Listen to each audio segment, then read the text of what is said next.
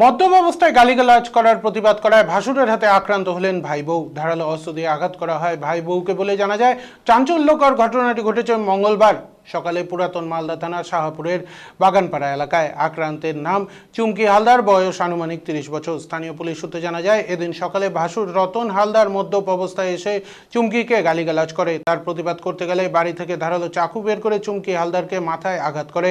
রক্তাক্ত অবস্থায় চুমকি হালদার ও ধারালো অস্ত্র থেকে নিয়ে আসে মালদা মেডিকেল কলেজ হাসপাতালে। বর্তমানে আশঙ্কাজনক অবস্থায় চিকিৎসাধীন চুমকি হালদার মালদা মেডিকেল কলেজ হাসপাতালে।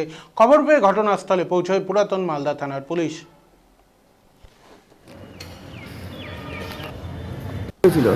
আমার জেঠু অনেক গাল দিচ্ছিল আমাদেরকে, আমার মাকে গাল দিতে মা বললো কেন গাল দিচ্ছিল, তখনই মেরে দিল।